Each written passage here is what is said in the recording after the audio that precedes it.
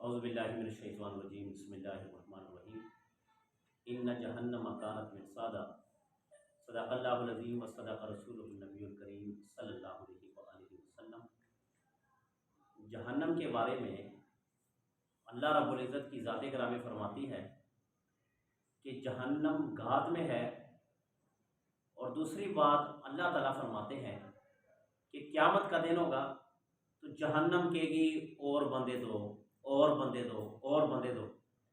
यानी कि जितने भी मुजरिम जितने भी सजाए याफ्ता होंगे वो सारे जहन्नम में फेंक दिए जाएंगे। जहन्नम अल्लाह ताला से मुतालबा करेगा, अल्लाह जी मुझे और बंदे दो, अभी तो मेरा पेट ही नहीं भरा, अभी मेरा पेट नहीं भरा। और याद रखना अल्लाह रब्बुल इज़्ज़त का जन्नत से भी वादा है, जहन्नम से भी वादा है कि मैं तुम्हें भर कर ही रहूँगा। जहन्नम को भी भरेंगे अल्लाह ताला, जन्नत को भी भरेंगे अल्लाह ताला।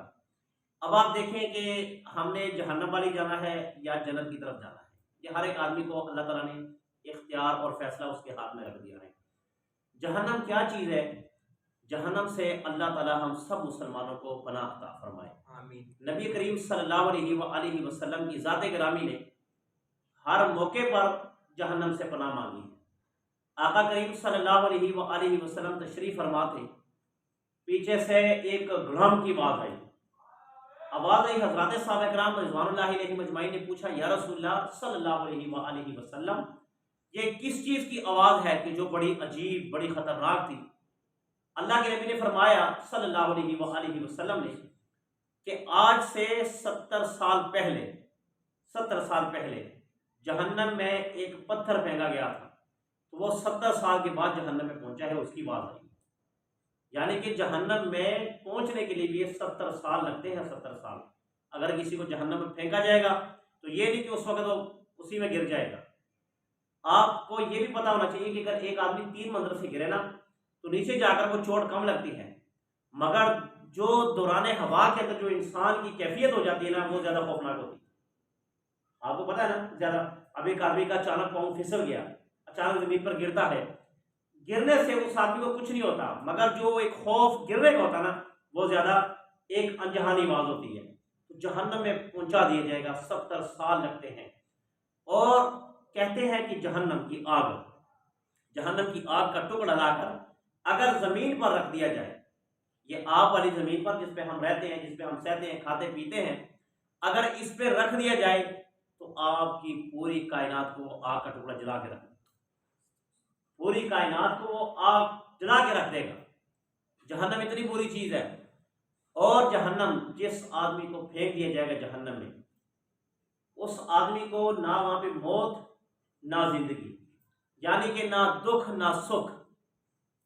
दुख भी मिलेगा भरपूर, सुख नहीं मिलेगा वहाँ पे, सुख वाला काम नहीं है वहाँ पे। और आदमी को जब जहन्नम की आग उसको लगेगी, वो बिल्कुल काला स्याह कोयला बन जाएगा, कोयले से भी बदतर हो जाएगा। दोबारा उसको उसी कैफियत में लौटा दिया जाएगा। जब दोबारा कैफियत में लौटा दिया जाएगा फिर वो कोयला बन जाएगा, फिर उसको कैफियत में लौटा दिया जाएगा, फिर वो कोयला बन जाएगा। यानी कि इतना होलनाक, इतना होलनाक। अल्लाह ताला बार बार कुरान मजीद में क्यों फरमाते हैं कि जहन्नम गाद में है, जहन्नम से बचो, वलिल काफिरीन, ये काफिरों के लिए है और ये गुनाहगारों के लिए है। ये हमें डराया जा रहा बार बार कि ये वो आग है कि जब हज़रत आदम अलैहिस्सलाम को जन्नत से निकाला गया तो आदम अलैहिस्सलाम ज़मीन पर आए, तो जाहिर बात है खाने पीने का अल्लाह से पूछा कि अल्लाह जी खाना पीने का क्या बनेगा? अब एक चीज़ पकानी है, पकाने के लिए क्या चाहिए? तो जिब्राईल अमीन अलैहिस्सलाम को कहा गया कि जहन्नम से एक आग का टुकड़ा लेकर हज़रत आदम अलैहिस्सलाम को दे दिया। ये जो आग है ना आपकी, ये जहन्नम से लाई गई है। तो कहा कि वो जहन्नम का आग का टुकड़ा लाकर आदम अलैहिस्सलाम को पहुंचा दो। जैसे हज़रत जिब्राईल अमीन वो आग को पकड़ के लाई, ज़मीन पर रखा, वो ज़मीन चिर कर साथों आज ज़मीनें चीरता वाली की तरह, वो आग का शोला ज़मीन को चीरते हुए चला गया। यानी कि ज़मीन उसको नहीं बर्दाश्त कर सकती। ज़मीन ना, अल्लाह को कहा अल्लाह ये तो बर्दाश्त नहीं करता। कहा कि जाकर इसको जन्नत के पानी में थोड़ा सा डुबो दो, रहमत वाले पानी में डुबो दो। जब उसको डुबोया गया फिर जन्नत दुनिया में लाएगी, तो दुनिया में जाकर फिर उसने करार पकड़ा और कहते हैं कि आग की, दुनिया की आग से 70 गुना तेज़ वो जहन्नम की आग। अब इस आग को अगर एक आदमी कहते हैं कि यार मैं इसको बर्दाश्त कर लूँगा, तो आप लेटर जलाएं, लेटर और उस पर उंगली उंगली रखें, सिर्फ 1 मिनट यानी कि 60 सेकंड, 60 सेकंड आप उस लेटर के ऊपर अगर कोई उंगली रख दे तो उसको कितना से कितने नाम, मगर कोई दुनिया में ऐसा कर नहीं सकता, नहीं ना कर सकता। हम इस आग को बर्दाश्त नहीं कर सकते, इस आग को, उस आग को कैसे बर्दाश्त करेंगे। मौलाना रूमी रहमतुल्लाह अलैह से एक लड़की ने सवाल किया कि मुझे ये बताएं कि जिस्म के कितने हिस्से का पर्दा करूं और कितने हिस्से को खुला छोड़ूं। तो मौलाना रूमी रहमतुल्लाह अलैह ने इतना प्यारा जवाब दिया कि मैं कहता हूँ सोने के आबिज़र से लिखने का वो जो है वो जुमले है, जुमला जो आपने कलिमात कहे। आपने फरमाया कि जितने हिस्से पर तुम आग बर्दाश्त कर सकती हो उतने हिस्से को खुला छोड़ दो, और जितना नहीं कर सकती उसको बंद कर दो। समझ आई बात। तो ये है कि हमें जहन्नम से बचने की तैयारी करनी होगी। वो तैयारी क्या, गुनाहों से बचना होगा।